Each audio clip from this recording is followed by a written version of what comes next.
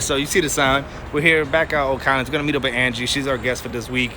She runs a phenomenal Instagram page. Description right here. Go follow her. If you're not already following her, she's phenomenal. She's one of the best people in DFW. And she does a lot with liquor too, so she could give you a hookup if she likes you. Joking. But she's running a special event coming up here in the next few weeks that she wants to talk about. And I don't want to misquote her, so I'm going to let her do the speaking about it. So we're here to promote and talk to her and hang out, if I can speak English. And also, we have a special co-host today, Beoir Man, a.k.a. Colin, a.k.a. the sexiest male Instagrammer. So, enough to be said about this. Let's go hang out with them, grab a few beers, and hang out.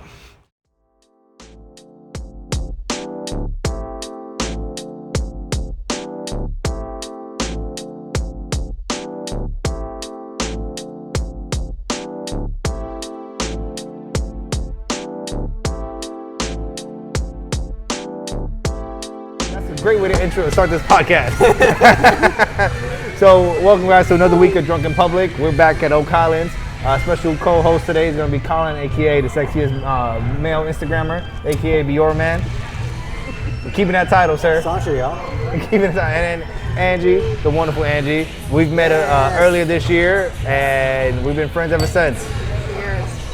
Yes. It has been fun. It's been a wild ride. It's been what? Over a year? Yeah. So, Fun fact. You and I, our first bottle share was a mutual first timers. We popped our bottle share of cherry Together. the same one. Yeah. Was that the intrinsic one with Jerry? Yeah. Yep, that was my first one. I like how we all like Jerry's like the one. He's like, Thanks, Jerry, for popping the cherry. 7 degrees of separation from Jerry. we should start saying that because when I look on Instagram and I see like friend requests randomly pop up now for beer people, the number one person they're always friends with is Jerry. I'm like, how the fuck Jerry knows these people? It's around. And he says that he meant it. He meant how he said it. Yeah. But no, thank you for coming on the podcast. Thank you for coming on as well, Colin. So you've been doing Instagram about 2 years now, 3 years? Yeah, I would say probably about 2 years. I've been doing Instagram. It's been mostly travel, because I'm a real big travel enthusiast. I've been traveling since I was 18. My first travel trip was Germany. Went to Munich, Germany for spring break. And that's just something that I've always loved to do. I loved having my passport, loved going places. I have to see blue water at least once time a year. I agree with that. I like that statement. I think Colin would agree with that as well. You gotta see clear blue water. That was just like a few years ago, though, right? What, 17? No. It's been a long, long time ago. Thank you so much. You're the youngest one on the table, so. Am I? No, young Angie right here. She's the youngest one on the table. Oh, yeah, no. Oh, absolutely. Like, that's what I was saying. I'm like, why are you saying me? No. Absolutely. No one sees this luggage. Okay, I look older than both of y'all put together. It's emotional luggage, all right? It's not physical. Probably. But yeah. I think we all have that. It's strategic laugh lines. So yeah. But yeah, I've been doing that, and then it was just really happenstance because as far as my relationship with beer, I hated beer. I never thought I'd ever have Cheers any to that. desire I agree with you too. to drink beer. Hated beer too. That's how the show started. My grandfather, Cheers my to that, 'cause grandfather I never drank. hated beer. My grandfather used to drink I was just waiting until I could drink Miller. My grandfather used to drink not old Mad Dog. It was an old school one back in the days. That was a part of the Miller plant, and then Cobra. No, it was Schlitz Malt Liquor Bull. That's what it was. Yeah, that was all over the place. It was 40 cents. Yeah. Schlitz? Schlitz Malt Liquor Bull. No, it was a green bottle. Starts with an M. God, I can't remember the name right now. Mickey. Mickey's. Mickey's. Yeah. Yeah, everybody drank that. Yeah. Nice and cheap. Yeah, it is disgusting. It's horrible.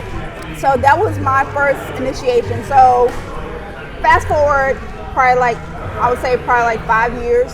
I'm sitting on my couch, relaxing on a Saturday. A friend of mine is at a beer festival and she's working. And she's like, "What are you doing?" I was like, "Nothing, I'm just, taking a nap." "I really need your help. There's this lady that's at the beer festival. She's had too many and it's hot outside. Of course, it's Texas. She's zonked. We really need your help." I was like, "Okay." She was like, "But we'll pay you." I said, "Okay, how much?" $20. "I'll be there in about 15 minutes." So that's what initiated me to go. But then I'm still sitting at the, trying to pour because I don't know anything about beer. I'm sitting by, I can't remember the name, but it was banana nut beer. Banana nut bread beer. Foster's. Foster's, yeah. Is it a Foster's? Yeah, Foster's. Okay. Delicious. Yeah. Because I was like, I'm thirsty. I was like, I taste it, and I drank that all day. I was like, oh, so there is good beer, and so I was hooked. That was it. See, that is interesting. But at least you got paid for your first time trying beer. Yeah, I did get paid for it. Yeah. That is awesome. No, mine was different. We were getting ready to do a podcast, and my co-host Andrew was really into beer. I'm really into whiskey and rum, and so we were gonna introduce each other to what we like and try to understand each other's palate.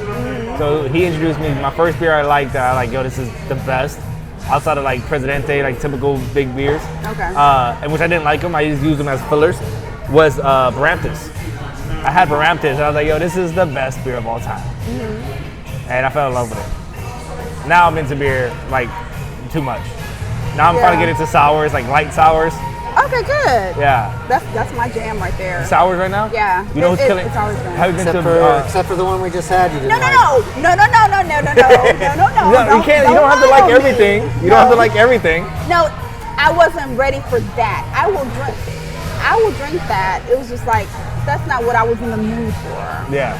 I feel you. Yeah. See, you know who has really good sours right now? Celestial has had some good sours, but they're just about to pop. But who just came out with some really good sours right now? Brutal Ale Works. Who? Brutal Ale Works. Oh, I haven't been Brutal there. Beer Works, yeah. They just came out with some good sours. I have no room in my refrigerator. Neither do I. Actually, I have mine. I got like 3 fridges, so I got a room. My friend came over last night. He was like, this is definitely a bachelor pad. You got a fridge full of beer, whiskey, and everything, but no food. It's like, I got food here in the freezer. Yeah, I asked my friend, I said, I need to cook something. I need you to come over and let me cook something because I have nothing but beer in my refrigerator and liquor on my table. So, yeah, it's I seen your picture. Yeah. I ain't gonna lie, you definitely got more than me. But this is what you do for a living. yeah, that's my side hustle. My side hustle is My apologies. I don't know why the fuck I said Foster's. what is it called? Wells. Okay, yeah. Wells banana bread beer. Okay. Well, I'm glad you looked it up because I don't know. I didn't know the beer. I'm just gonna believe you. Yeah, I was. Whoever's watching this, please explain if you're like having some mutual mind fuck like I am, like why I said It's like if I saw it, I know it. Foster's, but Wells banana bread. Yeah, Wells banana. I'm bread. gonna look for it. No, I know what you're talking about though, because I was one of the early craft beers that I had too. The colder, the better. That was really good. Okay. But yeah, my side hustle, I'm a brand ambassador. I've been doing that for about 4 years. That kind of, when I did the beer festival, kind of, I guess, kind of jump started it. Initially, it was like really low money and kind of, I'm kind of doing what they say now. I'm more educated. I'm able to kind of pick what I want. You do still make your own hours, and I keep whatever the leftovers are. So what would you say is like your hesitation in craft beer? Like what makes you like nervous or anxious when it comes to talking about craft beer? I think for me, I don't want to feel. I get a little intimidated because I know that I don't know a whole lot. I really don't feel like Welcome I know to the a whole table. lot. Well, yeah, no, but that's the point. Like, why do you feel like you don't know a lot? I guess because I just really, it's very, very A plus B. I taste it, I like it. That's it. That's what it is. But High five myself. but Thank you. But that's not necessarily what happens, or maybe it may be other people putting You on feel air. like it's not. You feel like the atmosphere is. The atmosphere There's is something more to that. Yeah, it's more like, just for instance, just talking to someone who is a wine drinker, and I am a wine drinker as well. So they couldn't understand that I smell and can get aromas and think of pairings for my beer, just like I can wine. They couldn't understand that concept. So they thought that maybe I was being a little bit snobby, because I was sharing that with them. So I guess maybe for me, when going to places like it's a big place like this, and you're hearing conversations, maybe I don't have enough to input, or I'm hearing the conversation like, okay, I don't have enough to share to make me feel like I'm, and shoulder to shoulder with everybody else. What I find interesting about that, because I feel the same way, but I just embrace it. I don't know anything. Yeah. I just embrace it. Well, do you feel like any of that is gender-based at all? That because you're a woman that you're more intimidated by it versus like somebody who's a male craft beer drinker? Oh yeah, this is completely male-dominated. It's a completely male-dominated industry. Just even going to like, the bottle shares, the initial bottle share, and even continuous bottle shares, it's more male-driven.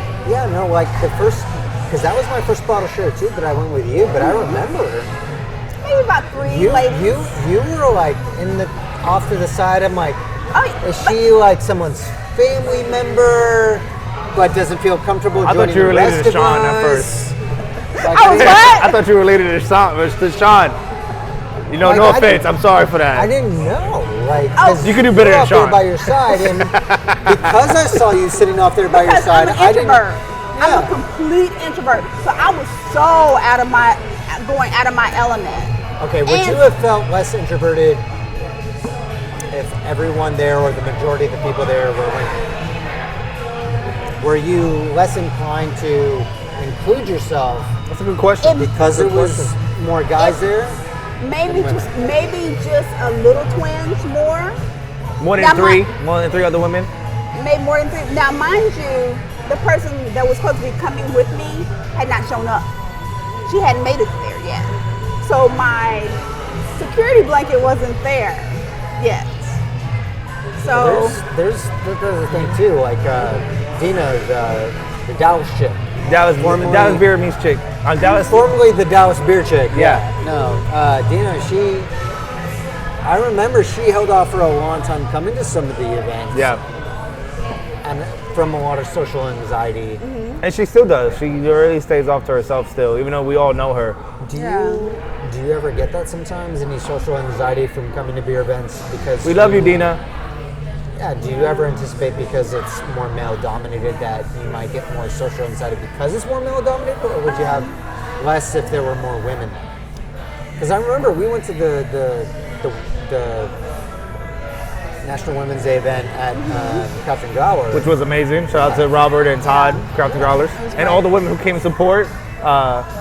Samantha and all the people who spoke. That was amazing. Happy hour to Misty. everybody, yeah. yeah. So even with that, I sort of know a lot of people there, but I feel that if I see me, as far as I see another woman, I will feel more of a safe space. Not that I'm going to be hurt or anything, but I feel more of a safe space. Can I ask you a question? Mm-hmm. That's a good question. But in the actual women's event, it was majority women. It was. Yeah. I felt like it was 60-40. There were still men that was there too, of course, but they all came to support, and it was all women-dominated venue supporting women in craft beer. Mm-hmm. But even within that event, you stood off to the side, on the side of the table, because you were next to me and Sean, because Sean had the end booth, and you were right across from us, and you stayed there. Yeah. Is that just your natural inclination? That's the natural me.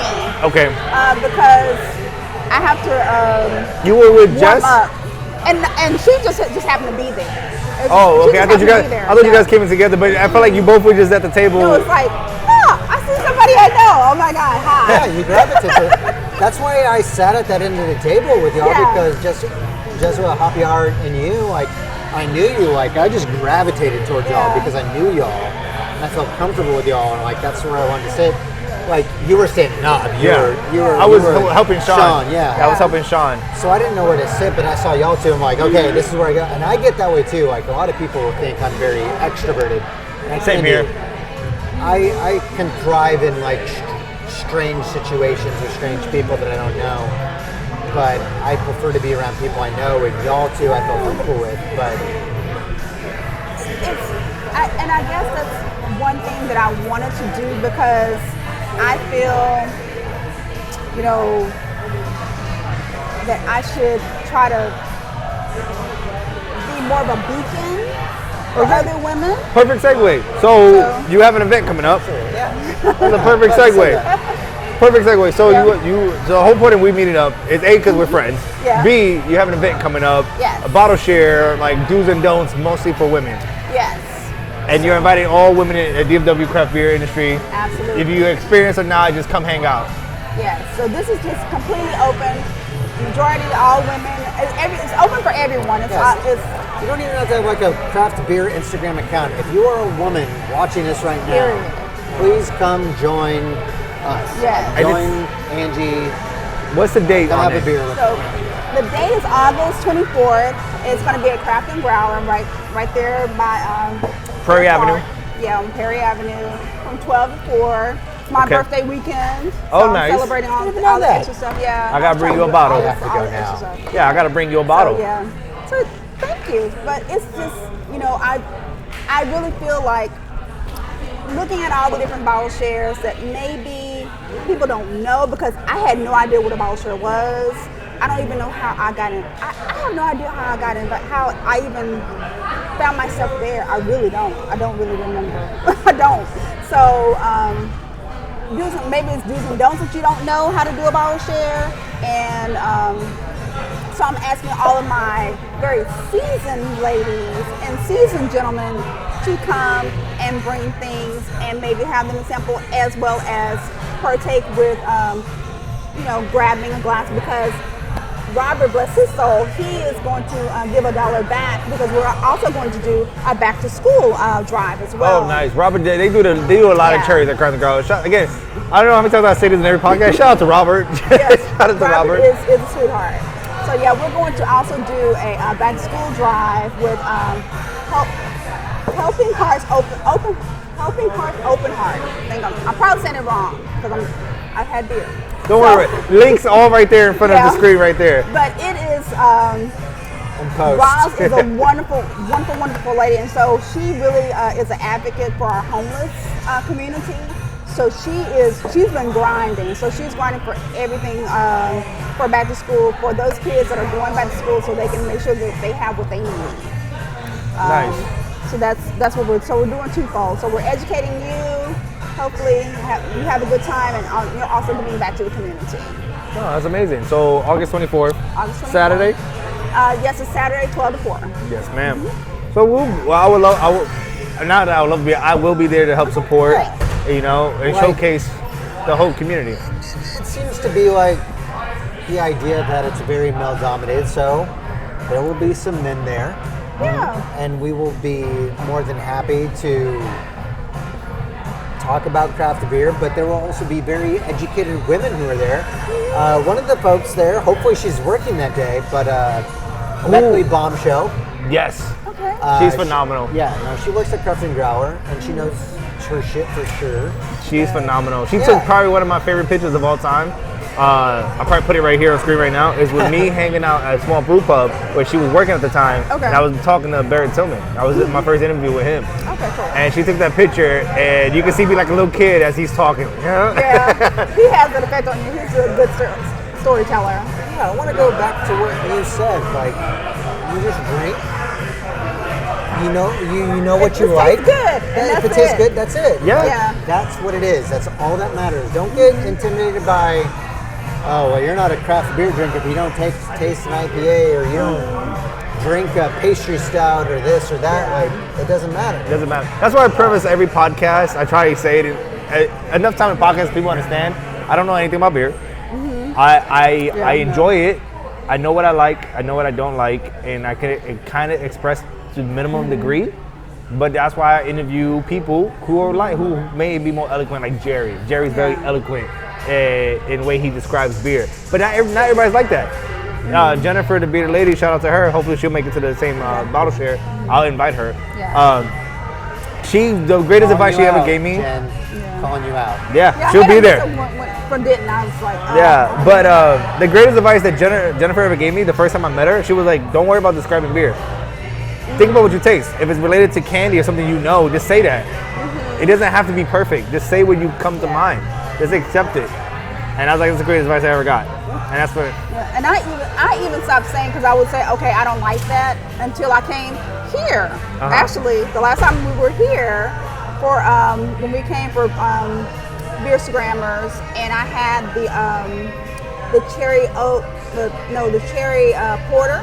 Because I was like, that cherry porter. I don't like porters. Oh, that cherry porter was fire though. Oh my god.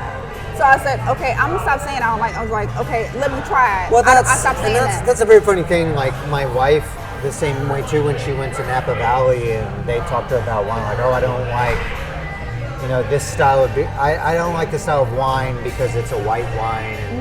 Yeah, I mean, I think everybody goes to that phase. Don't say you don't like a style. Like sometimes, because my wife has found a couple of IPAs she liked that are technically IPAs, even though they blended more towards another style. It's just about what you enjoy. You know what I wish? I wish I kept clips of every time I say I don't like something. Because I've been doing a podcast for 2 years now, especially the beer focused podcast for 2 years now. But if I put a clip together over the last 2 years of what I said I don't like and how it's changed over time, it's insane. Because I didn't like IPAs. If anybody is willing to go back through the old footage on YouTube and find where Victor said he didn't like something, but now he likes it. Yeah, 6 months later, I'm a year not later. gonna pay you anything, but I'll buy you a beer. It's insane. Like, that's over 200 episodes. Oh wow. I do an episode every week. So we do a lot of episodes. Oh yeah, because I'm still kind of thinking about the last episode that I listened to. That I was like,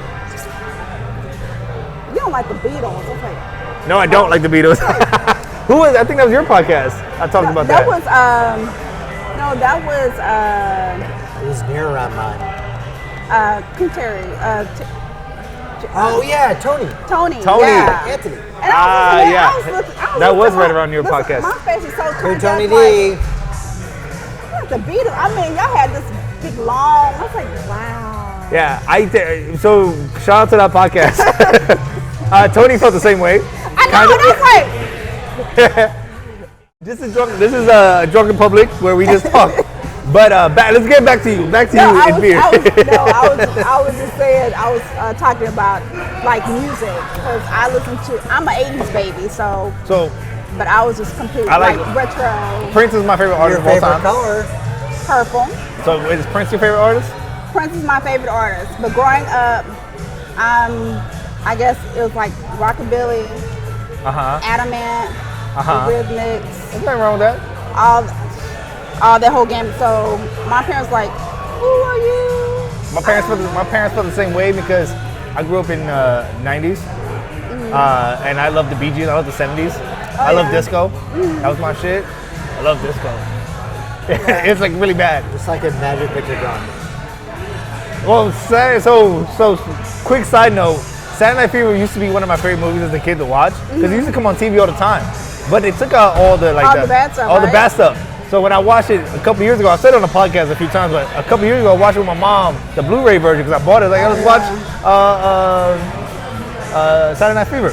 Yeah. And I watched it, I was like, I don't remember the guy committing suicide. I don't remember the rape scene. I don't remember none of that.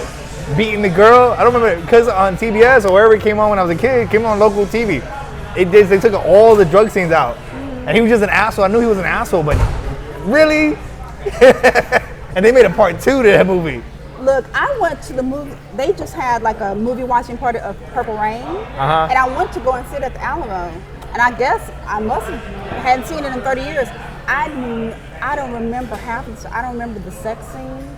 I was like, because it comes on TV all the time. It used to come on VHS all the time, and you take all that out. Not VHS, just VHS is the tape. Most of that stuff from like your youth, like. My mother must have, because I know her, so she must have had me like this. Like a couple years ago, I rewatched Golden Girls. I used to watch Golden Girls, fucking Price is Right when I was a kid. I rewatched Golden Girls again like a couple years ago. I'm like, God, this is raunchy. Yeah, they were assholes to each other. Like, Golden Girls is raunchy. Yeah. Like, I don't remember this. Yeah. The oldest lady was the asshole. She was the best. They were just these funny old ladies. And Oh, Well, they're you, so sweet. you didn't get the jokes as a kid. Now you get back to Yeah. reference like, And then I'm ooh. like looking at them like, oh Like, my wait, god. complete. No, Fucking, their mom is like the worst. ripping into them. Everybody. No wonder they all live with her because they broken She's a- people. She's a catty bee. I love her. Yeah. That's the shift, and that's kind of transitioning back to what we were talking about. I think that's the shift we'd like to see is, it's a very, I would say, like the male gaze. Like everything shifted towards the male gaze. Like, Instagram. let's talk about. Oh yeah, let's make a sequel to this movie. Oh, he's the downtrodden one. He's the hurt one. anti-hero. You don't see what happened to her. She's broken. Yeah, What happened to they don't even talk about her in the second Yeah. movie. The girl that got raped and beat. Like, yeah, forget about her. Okay, this new rich white girl don't love him, so he's heartbroken and downtrodden. Yeah, and it's, for me personally too, I want to see my wife feel more comfortable at beer events. It's hard for her sometimes to come to like some of these beer events and like last week with the anniversary here at Oh, Kyle's Oakland. anniversary, yeah. or go to other things because she doesn't feel as comfortable. I don't think she fully realizes it though, that she probably feels more uncomfortable not only because has social anxiety, but because she's also a woman. And that's harder for her to go into those situations of like, oh, well, there's going to be a lot of guys there. There's going to be a lot of guys there. There's going to be a lot of guys there. I don't know. Right. Yeah. Talking about And things they're that loud. They're People just get like, drunk. Yeah, they're just like, not necessarily cliquey, but it's like, hey, this is the greatest. What is human nature to be cliquey? Because you're like, this is my group of friends within a group of friends, right? It's human nature to be cliquey, Because even we do it. We know Jerry, right? Yeah. So let's say Jerry's sitting at the end of a table and there's open seats and there's other seats at the other end. We'll sit next to Jerry because we know Jerry. Right. So it's human nature to be cliquey. But it's interesting that you put it. And I wonder what she would. Well, I wish she was here so we could ask her that question. Because I wonder how she would reflect on it. Because anxiety does play a big part of it. But is it more anxiety because it's 90% men, maybe 10% women, or if it was more even, would you feel more comfortable? She's an example of someone who has social anxiety that has no experience. But if you look at people like. No, I definitely agree that anxiety plays a part of it, right? Yeah, definitely. Yeah, But I wonder would it if be you look at equal anxiety? People like. You have Is anxiety. beer a carb? You look at, oh my God, I just forgot her Instagram, but With that being said, what's her name again? The one account you were talking about, the brunette? girl with beer. The girl with beer. Okay. Okay, but what I would like, interesting, which I want to find out with your bottle share, bring it back to your bottle share is, because anxiety is real. Everybody has some Yes. form of anxiety. Some I could have cope with it better than others, right? But if you have real, like a high level of anxiety, would you find it be have that less anxiety attack if it's 50-50, 40, 60-40, men versus women at a bottle share or a beer event? If there was more women, would that level of anxiety still be to the max or would it drop? How much would it drop? I'd be interested to find out. To me, I think it's a couple of things that's gonna help. The one thing that I think will most of them will help as far as A plus B, I like this, we're done. Yeah. If they know they're going in the gate, That's okay to out have. of my very novice ladies that's like, I think I like beer, I'm not sure if I like beer, I want to kind of try it. Those are I'm looking for those people. Okay. And then, as well as I see more than 5 women in the space. And it'll also take those ladies like me, although I have anxiety, but to me, I feel, I guess, like an advocate. I'm going to put aside my anxiety because I want to welcome somebody else in, or like our Sydney's of the group, because Sydney is a very welcoming person. And she does a lot for. Yeah. I think Sydney. I'm gonna have Sydney back on a podcast. She needs to be back on a podcast. But what I complimented her about her bottle shares or her events is literally 50-50, women and men at her events. So it's like extremely rare to have that. Yeah, and I think it's just as far as like opening that area, because to tell you also, I'm in groups that are women that enjoy craft beer. Yeah. Sorry. Crafty Beer Maven. Don't know that one. Mick, Crafty Beer Maven. So at Crafty Beer Maven, she works in the industry too. And this was her response. Like, if you haven't seen it, at Crafty Beer Maven, that was her response because Brewbound put out a very Who put out what? That article? It was podcast. Okay, it was an article or podcast. It was real fun. Well, no. Brewbound put out this very, and where Chris Fernari put out made very sexist comments talking about women Instagrammers and Yes. beer and boobs. I heard that. Yes, and, yes. That's why they're so popular is only because of their bodies and only valuing them for their physical aspect rather than knowledge. But the women on that list were people in the industry. They were bartenders or they're influencers or they're brewers and they know their shit. In that case, for instance, in your case, technically, you're an industry expert too because you demonstrate the stuff. Yeah. Beer, spirits, wine. Yeah. I think the list was maybe, I don't know the podcast, so no offense, but the list sounds like it was a very poor list. But Jennifer, on the podcast I had with her, she was openly and candid, said about it. If you want to be quote unquote successful Instagrammer, it's easier for beer if you're a woman because you have those candid shots. It's a male dominated, but that's the problem. It's a male dominated industry. Of course, men drink more, definitely. What we talked about this before. My follower, when I looked at my analytics, I'm 70% male, but I'm higher. I'm 90% men. 90% male. Sydney has the better ratio. I think she's about, and no offense, Sydney, you could correct me if I'm wrong. I think she's more 60-40. I think she has the better ratio. And maybe Jennifer might have a better ratio too, I'm not sure. But women are more comfortable following other women. Yeah. And that was what I guess I was going to say. But that's the thing, women feel more comfortable following other women. Men follow and like other women though, but that idea of objectification. The sexuality, maybe I can have you and beer at the same time. I mean, the example that people always use here locally is Hoppy Floppy. Yeah. As far as the gaze of what she posted. Doesn't mean she doesn't know anything about beer. But I agree with what Jennifer said. If you want to be more successful in that avenue of getting followers, being a woman's easier because of people will follow you for that. But to say the person doesn't know anything about beer is tough because you don't know the individuals. But again, I'm not saying those people are wrong to assume they don't. You should never assume anything, but what they have nothing to go off of, unless they read the description, which most people on Instagram don't. Hoppy Floppy puts a really good, deep description about the beer she's drinking, even though they're very sexy pictures. If you read her description or her her post and actually read it, she breaks down the beer a lot. So but I think that we're not connecting. There's not enough of connecting the dots because there's more. There's more women than men. And in the groups that I'm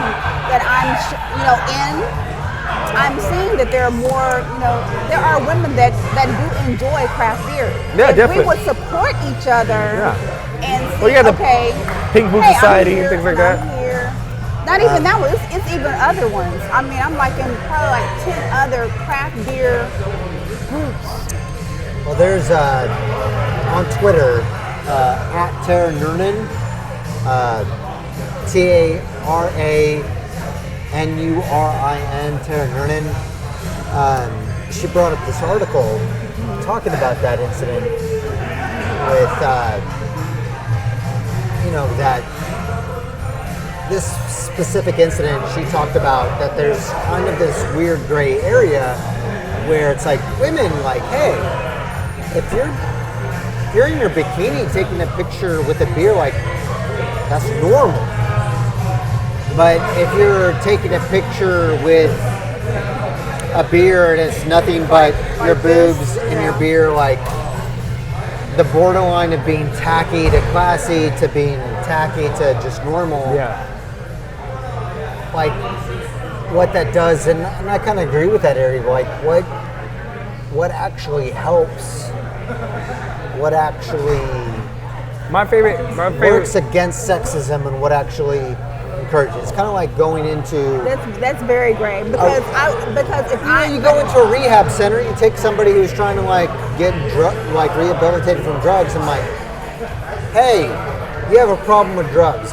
You're trying to be rehabilitated, but I'm going to put all these drugs in front of you. Say, don't use them, but I'm not going to stop you from using them. I'm just going to shame you if you do. Like, the drug addict's going to keep using them. In this sort of situation, it's like saying like, hey, don't objectify women, but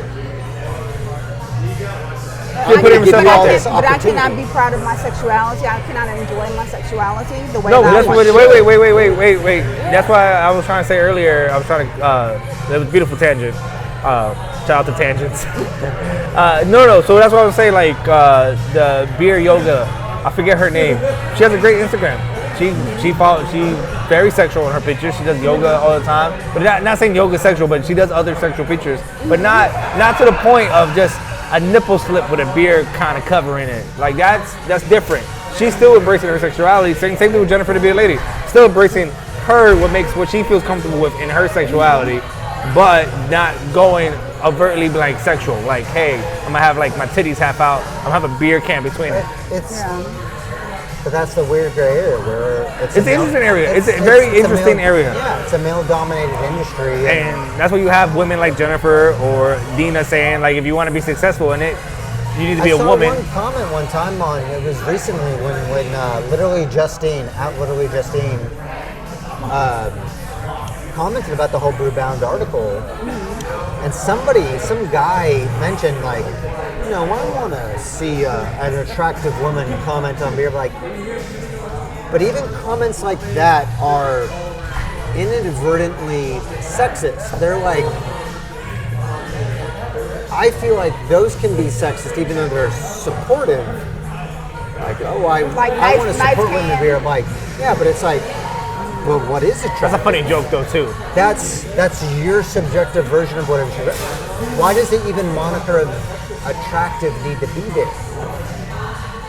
So it's like it's saying like, so you're gonna value a woman's opinion of beer more because she's attractive, more than her actual knowledge. I mean, it depends what you get. What you there. Like, this is why I use like Hoppy Floppy is the easy target to use. Not that there's anything wrong with Hoppy Floppy and her page. Nothing wrong with it. What it is she's very sexual and overtly sexual in her posts. To her, basically, she's naked in most of her posts. Yeah. But if you're there for that, you wouldn't see the picture. But if you're there and you know her for the beer, and in her description of the beer, it's very in depth. And she hangs out at breweries and she's brewed before. She takes very creative photos too, technically. She does. She's watermelon or whatever that was. Like that. No, she takes really good pictures. I'm not saying there's nothing wrong with it, but you go there for a reason. If you're just there for the sexy pictures, you're just there for the sexy pictures.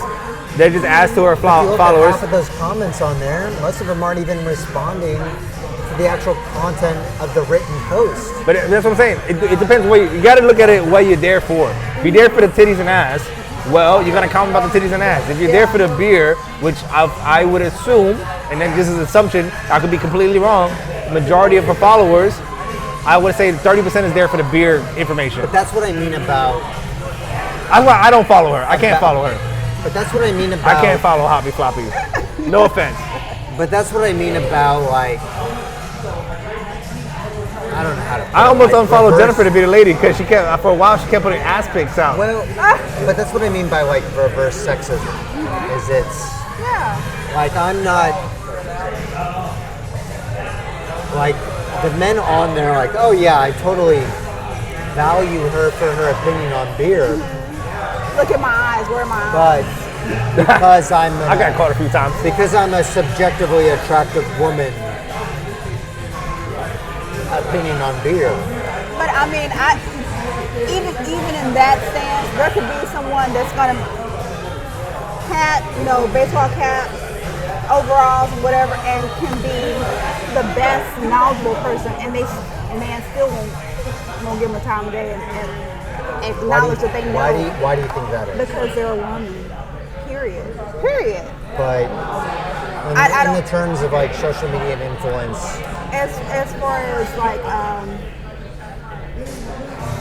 just by appearance, I think going back to what you're saying, they're getting a little bit of a leg up by being having a little bit of sexuality for those followers compared to someone like me I'm just gonna have just regular clothes on. I'm not gonna do anything extra. So it's pretty much what you get with me. Yeah. But I find, do you feel like personally you at all when you post that you are putting out anything sexual when you post, in your personal opinion? Not what your followers think, but I think I'm sexy every time I post. So hey. I think I'm great. Can I hit on something you said I found very interesting? We go out a lot, and 90% of people, not 90%, but a good majority of people we deal with is women. Me and Beoir Man, or when we go out in public, a lot of people we do talk to are women in the beer industry. So, but something you said, like I would like to talk to them again and ask that particular question. If it's you and a man talking about a beer, who would ask you about the beer, regardless if they know your background? You know, because it's interesting, because I know a lot of female bartenders, I know a lot of female brewers, not a lot of female, I know some female brewers, but I would wonder in public, without knowing the pedigree of either person drinking a beer and you're talking, who would you talk to first about the beer? I would like to see what would be like I don't know, I would like to know more about that. Like have two people, have somebody kind of stand there, okay, go and talk to the brewmaster and see which one, it's just two people, see which one they walk to automatically. That's a good one, that's a good way to put it, yeah. Who do you walk to? That's a good way to put it, yeah. who made the beer? But you don't know who it is. So who do you assume it is? It's a man and a woman. Who do you assume the brewmaster is? I could have a picture side by side. It could be both brewmasters, but you can see, like I think the Celestial, there's a Celestial brewer, I think her name's Riel. Phenomenal, I think phenomenal brewer. Came from somewhere from the East Coast, I'm not sure. But I would like to put her picture or any other female brewer with another male brewer and ask you which one's the head brewer. That'd be an interesting question. Yeah, I would, because You want to take a break? You would put that question there. I just need to pee. I would put more than one person there, more than one picture there. Okay. Just because somebody will probably think differently and say, okay, let me go ahead and pick the lady, just because. We can just do an experiment. Have multiple pictures. I mean, I don't know. I just find that question intrigued me, and I would like to go back and talk to women about that. I don't know. Because when I saw, I probably just scrolling, I just happened to see, it was probably some kind of festival, and they were showing, I don't know if it was in Atlanta or somewhere, and it was a brewmaster. She was making something for a festival. I was like, wow. I was like, that's so cool to me. It's just so cool that there's so many women in this industry that I just don't know about, even going to the International Women's Day in Texas. What's your favorite beer festival? I'll pose that question to both of you guys, because I know my favorite. Well, I don't, for me personally, I don't have one. It changes year to year. I haven't been to a craft beer festival, honestly, that I've loved more than a bottle share. Yeah, well, because we hang out with a lot of our friends, but a lot of our friends that we know hang out there. Yeah, for hanging out with people I know, and I haven't got to the point yet at a bottle share where I know so many people. I'm like, oh yeah, I love more. Probably the closest I would get to it is Labor of Love. Labor of Love is fun. Labor of Love is fun. I earmarked that one. It's just because the people I know there. I went to last year. Jacob and Adriana went up there. I went to last year to help them. That was too much fun.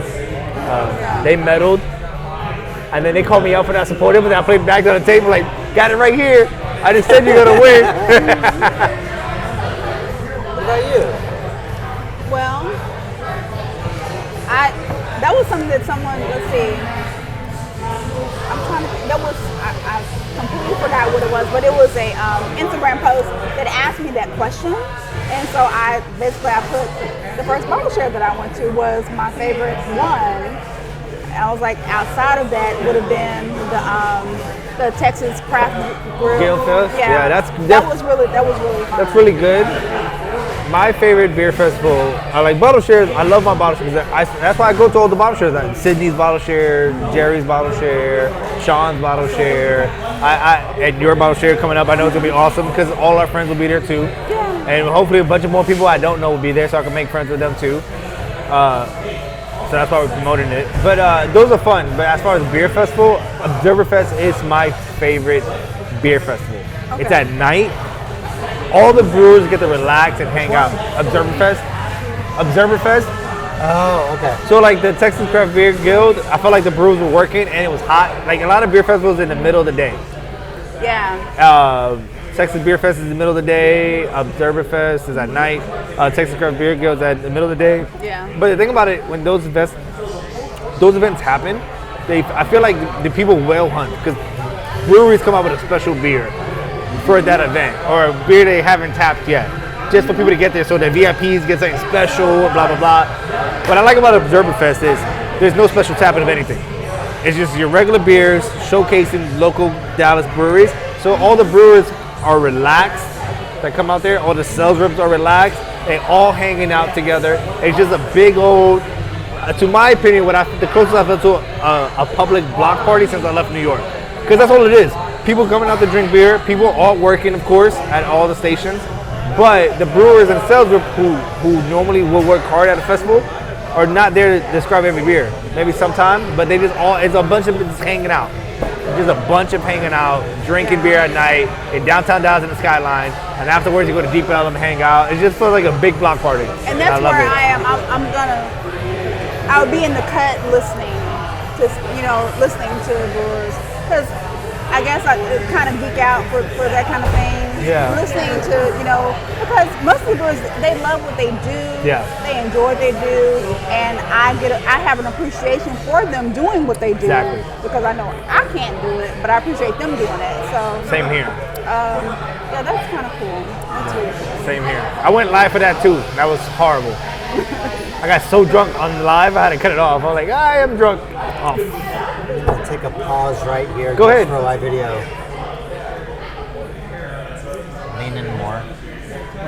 I'm afraid I'm blocking. No, it's perfect. Go look.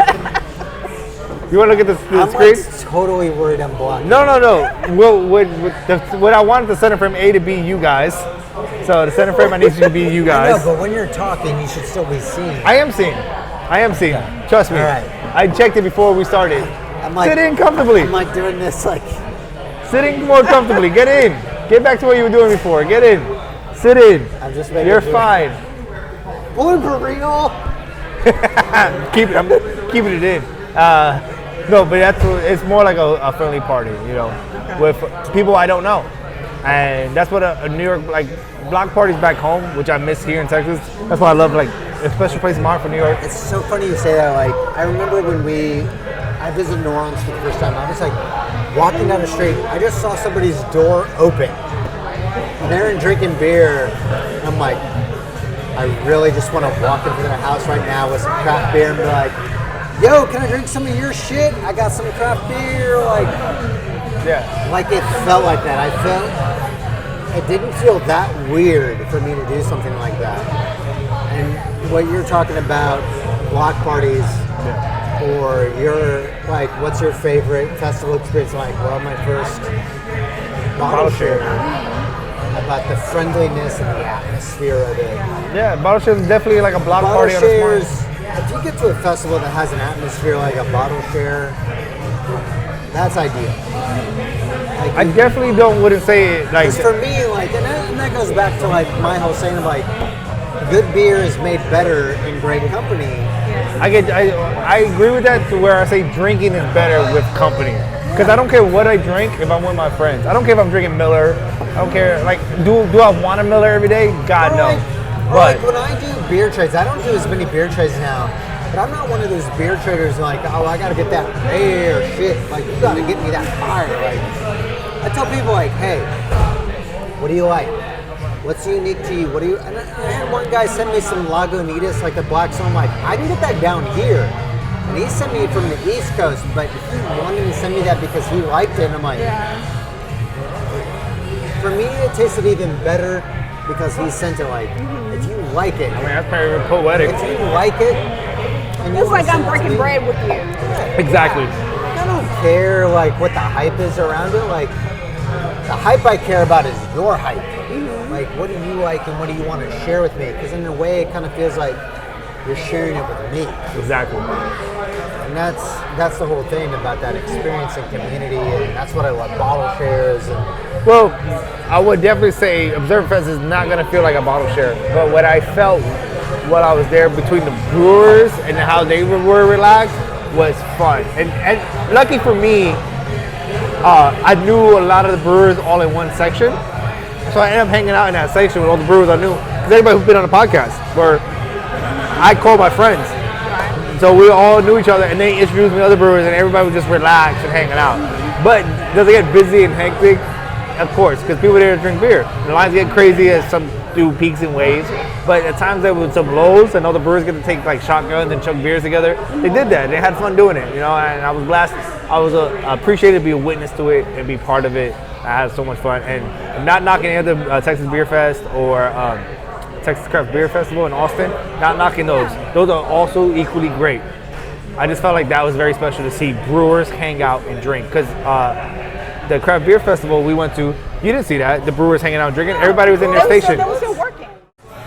when it comes to craft beer, I feel like that's what it lends itself towards. That's like the environment is, and that's why I feel like it's so important. Your bottle share, what you're doing, is for women to feel in an open and exciting place. So if we were going to make a little blurb and a little like snapshot of like an advertisement, I'm like, hey, August 24th, where is it at? Craft and Growler. On Perry Avenue, right in the heart of Fair Park, 12 to 4. And it's going to be for, I don't know what a beer is. Why should women go to this bottle share? Because they need to go, because if you don't know if you want a beer, if you even like a beer, and you're just curious, or you love a beer and you just want to hang out with women, I want to connect the dots. Keep this in mind. If you're a woman, you don't need to bring a beer. Right.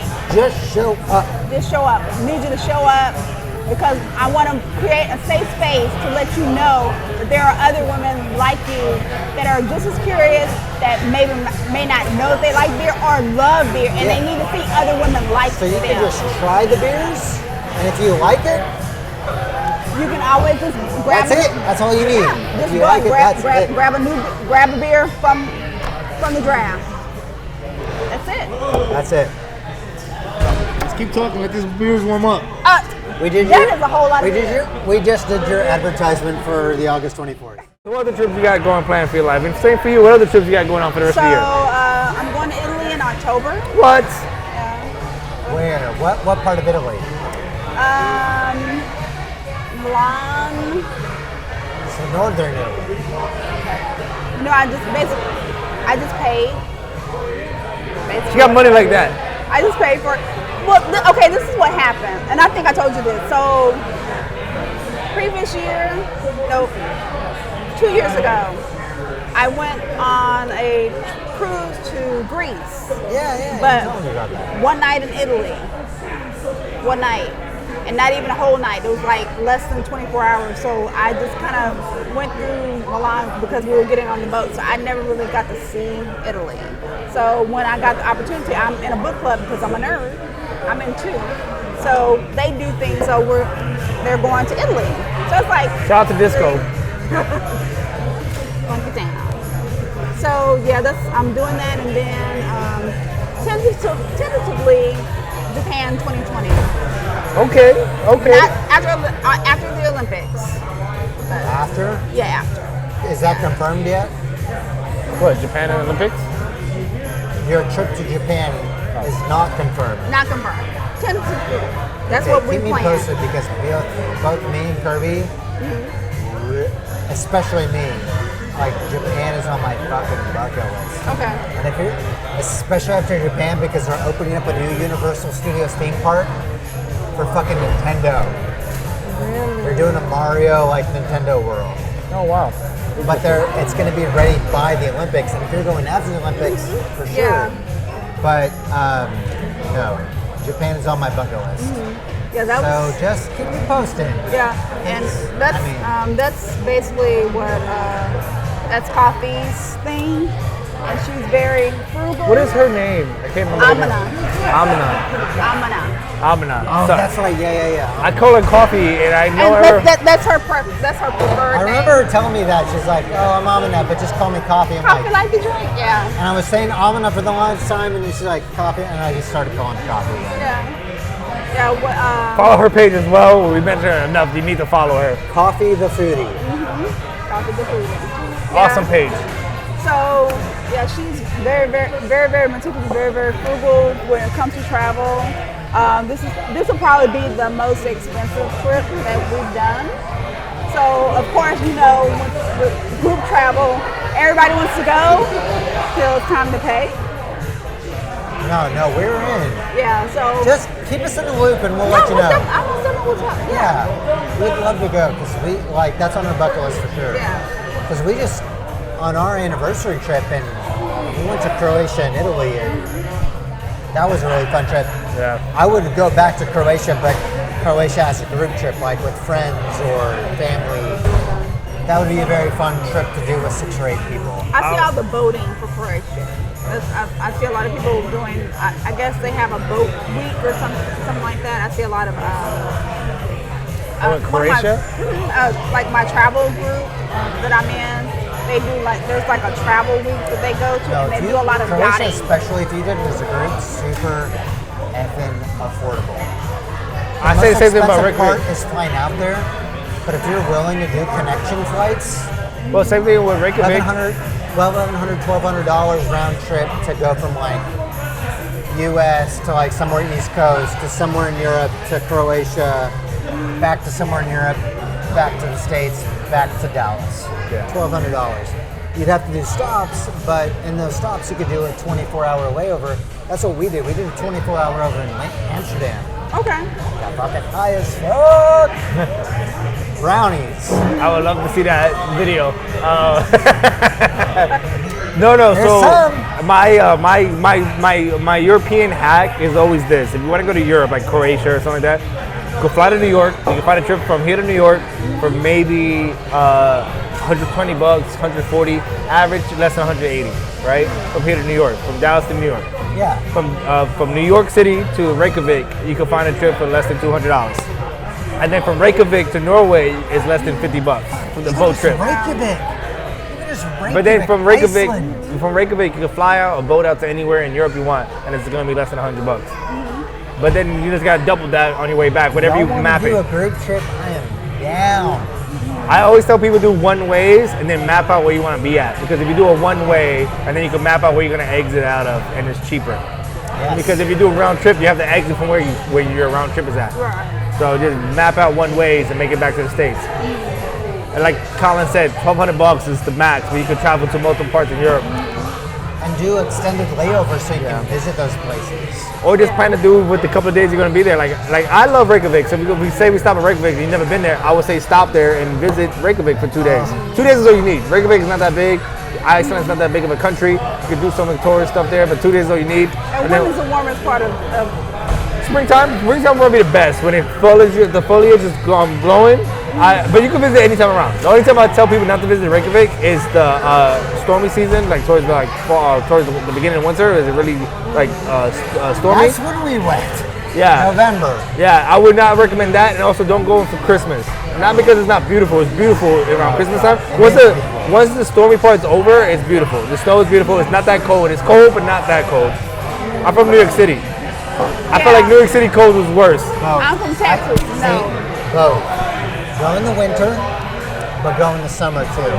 Yeah. It's beautiful both times of the year. The reason why I say go in the winter because when you go to the Blue Lagoon, just that experience of walking into a cold area and then walking into a beautifully warm pool with these nice, like these creams they give you to put on your skin and make you feel comfortable. It's like the best thing in the world. Like honestly, the best thing in the world. But the springtime is where the foliage is green and that the beauty of Iceland comes out. You know. Yeah, I guess I have really, I've done so much international travel. That's why I was. That's why I don't travel in the summertime though either. Oh, you don't? I don't travel. It's hot. Well, Listen, I usually travel I'm a big dude. October and after. I'm a big dude. Lagoon. Yeah, that's And beautiful. is that just steam or is that cold? No, that's steam Okay. with the cold. Because we went in November. Oh, good. Yeah, so the 6 Blue Lagoon. a.m. in the morning, So- straight from the airport, we went straight to the Blue Lagoon. Absolutely recommend. If you go to a red eye to Reykjavik and you arrive at 6 a.m., go straight to the Blue Lagoon. I recommend it. I concur. That was probably the best part of my trip was the Blue Lagoon. Beautiful. But Reykjavik is beautiful all the way around. But the reason why I don't travel in the summertime, especially like to like Europe or anywhere like in the Caribbean, air conditioning is not the norm. Yeah, it's not a big. And I'm a big dude. So, even though I don't complain about being hot, I sweat. And I don't need this dripping with sweat everywhere I go in all my pictures. So I go spring and fall is when I travel. Summertime I stay here locally with air conditioning. But that's the point going back. Like your travel is even more affordable. Yeah. Get a discount for like hotels and stuff. Well, a hotel or large enough Airbnb that can sleep 4 to 6 people. Facts. I didn't think about that. Facts. It's even more affordable. Like me and my wife's trip when we did just recently to Croatia and Italy, it was fairly affordable. That was just the two of us. But if like some of the places we stayed at, like the place we stayed in Croatia in Dubrovnik, we could have had another couple there. Split the cost Could've. of hotels. So really doing that sort of thing is like group travel is a great way to travel because you can split the cost of The rooms. excursions, rooms, trips, meals, everything. But Croatia especially, Croatia was so damn affordable. I say Reykjavik Some too. food and everything too. And Reykjavik is super too, affordable. super affordable. The funniest thing about traveling in Europe, I don't know if you experienced before too, like hanging out and watching the locals drink, they go hard for no reason drinking, the locals. Like I'll never forget when I was in Norway, we were at a club, and we got there the first hour, they were chugging like gallons of beer, just chugging it. And I'm like, yo, it's only 10 o'clock. Buy that shit, but still.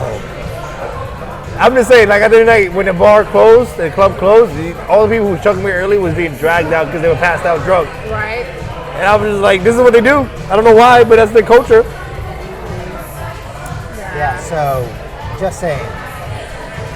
Y'all going to Japan. Yeah, that's He's in. that's Me what and the plan Kirby are in, is. 'cause Yeah. that's been on my bucket list forever, and I finally got Kirby in on it too. Like, I want to do both the city and the countryside. I'm glad she's in. I wanted to because go to Bali, but that was. But I wanted to go to Bali, but I was voted out. Oh, Bali too, yeah. Yeah, I wanted to go to Bali. See, I'm glad like you guys like it. I've seen all the places and pictures. I have little to no desire to see a lot of these places. I like my parts of Europe I've been to. I rather, so for me, as I get older, I'd rather stay in the States. But I've traveled. Knowing your idea of like, I'd want to travel the States, you would love Croatia. I would. I love The Norway. food is delicious. I love the Norway. People are friendly. The scenery is beautiful. So you know how I beaches. got to Norway? So I went to Reykjavik and I was the trip to stay in Reykjavik only. But then we met this Norwegian family and we drank with them the whole time. The family's like, come back to our house in Norway, and the boat ride's only $50. So we took the boat ride to Norway. But that's what I mean, like the fact that you loved like that atmosphere of Reykjavik. Like when me and my wife took our trip to it was in 2017 and we did our Scandinavian trip. Nice. My favorite place was Reykjavik and Iceland. Yeah. Kirby loved all the other Scandinavian places. My favorite place was Iceland. You guys go to Norway and Sweden and all that stuff? We did Stockholm, Stockholm? we did Oslo, Okay. and we did Copenhagen. So I went to Copenhagen. I went to, I forgot what part of the capital of The Norway. only place we didn't go to was Finland. We didn't go to Finland. I didn't go to Finland either. But I was there, but it's beautiful. But out of all the places, my favorite place was Iceland, followed by Copenhagen. Copenhagen and Reykjavik were like my two favorite places. Reykjavik's probably my favorite, but when I say I don't want to travel like to like the east of Europe or like Asia, it's not like I would never go. That's not my desire. As I've gotten older, I want No to. Thailand. Huh? No Thailand. Thailand is not. It's never been on my bucket list. But I would always find what I'm more interested in is going to staying in the States and traveling more because I've been in all the States, been parts of Europe. I want to go more in the Caribbeans. I want to go more in South America. Those are where I desire more versus. That's why if you're thinking of Belize, let me know. I got you. Because I've been wanting to go to Belize for so long. There's 2 trips I want to plan in the next 2-3 years. I want to go. Real bad. I I've would love heard to of go to scuba Carnival. diving. You never been to Carnival? I Belize. just take my grandma. I've Take heard you. of My scuba grandma goes every diving. year. No, but I want to be Belize dressed. is My grandma. phenomenal. You know my dad's Trinidadian, right? I know, but I want to be. I want to be dressed. But What do you think my grandmother does? I don't want nobody. I want to be. I didn't say I'll go with you. I said yeah. my grandmother.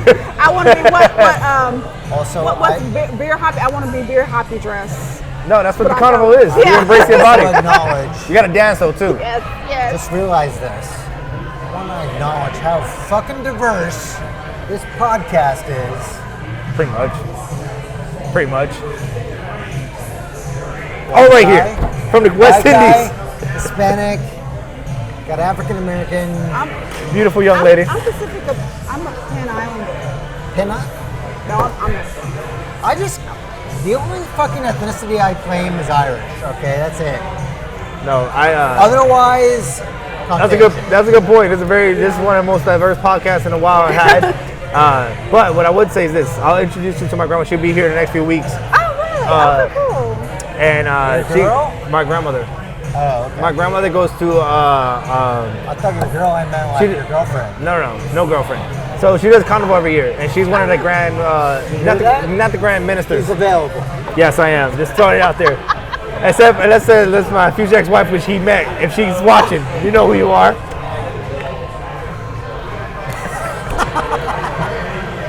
Continue.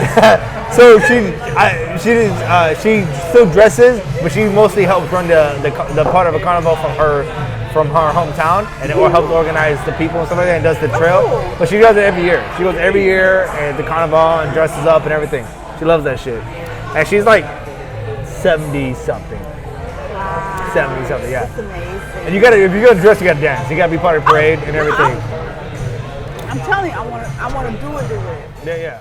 Sound bite. Again,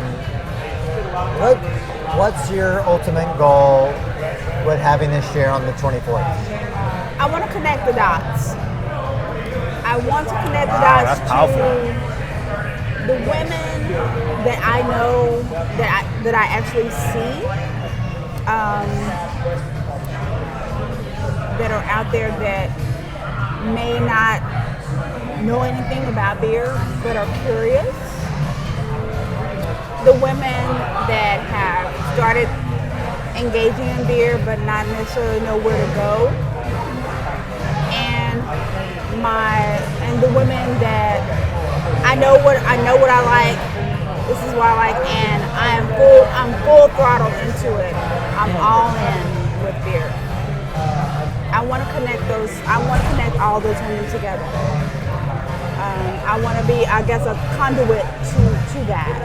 So when women come in on the 24th, be welcoming, and I'll have there are other people that I know, like the Sydneys and the Coffees, that are going to be there, that are going to be able to see people that were like me, that were sitting in the corner. Hey, what's your name? How are you? That's a very interesting.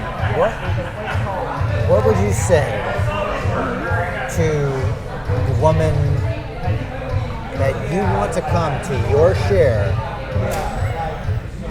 who is like you at our first share? What would I say to them? Yes. I would say come, and that's really the first step to come. That really is the first step to come, to be open to experience it and allow yourself to be open to be able to share and enjoy the experience. That's what I would say. I'm not really asking you to really do a whole lot. I'm not asking you. I'm going to do all the heavy lifting. I'm going to do the heavy lifting for you. And I really feel like there's going to be more of our more experienced ladies that already know more about beer or enjoy beer, and they're going to come alongside with you. They're going to walk with you and let you know, hey, come and try this, and be that caring, because that's basically what I had during the beer share. It was like I didn't know what I wanted, and someone said, hey, try this. Basically, Jerry, try this. What do you like? What do you like? What do you think? What do you think you like? Well, try this. Or do's and don'ts, because I feel like basically the women, this will help them ignite that passion to come, because this will be the first share, but I want you not to just come to this one. I want you to come to other ones. Because this will be more women dominated, but there's going to be other ones that I want you to come to, and you already know this is how it's going to go. To not think of it as a male bottle share or female bottle share. It's a bottle share. Period. Bottle share. Period. You have value no matter what. No matter what. And you are welcome to come. And your value at the bottle share isn't dictated by your gender. No, your gender has nothing to do with you being at the bottle share at all. But by what you like, what you like to drink. Yes. What do you like? What do you think you might like? And then taste it. If you don't like it, it's okay. And not by some standard that's like set by men. Like, oh, this is what a porter or an IPA or a pale ale should taste like. What do you like to drink? Do you like this or do you not like that? Why? What does it taste like? Yeah, and that's we need that. We need that. And that's basically what I say, especially when I'm doing demos. People come up because it's free, come in and try it, and I tell them try it because it's free. And then when they don't like, I said I didn't make it, dump it. It's okay. Now you know you don't like it. Try something else. Because you're gonna find something that you like, but you have to try. So bring all your White Claws. Bring all your hard ciders. Hard salsa. I said a hard cider. No. I more than likely, I'm going to say about 90%, we're going to have something that you'll be able to taste that you're going to like. And then you're going to be able to go up to the bar and pick something that's going to be similar to that and donate to the back to school program. Oh, I love it. Facts. Bringing it full circle. You're going to be able to do that. There's no doubt in my mind that you'll be able to do that. I think that's a beautiful way to end the podcast. Bottle share August 24th. Beoir Man, thank you for coming out. Angie, thank you for coming out. Thank you. And now let's attempt. No. Put that glass down. We're going to attempt our chug. We're finishing the podcast with a chug. You said it, we're doing it. You don't have to finish it, but it's an attempt. We all horrible at chugs. I'm gonna lose. We're all gonna lose because there's no winners after chugging. But salud, thank you for coming to the podcast. Thank you for watching. Thank you for listening. Follow, subscribe. Thank you. Thanks.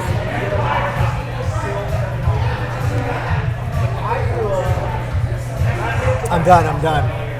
Fuck this shit. I can't do it.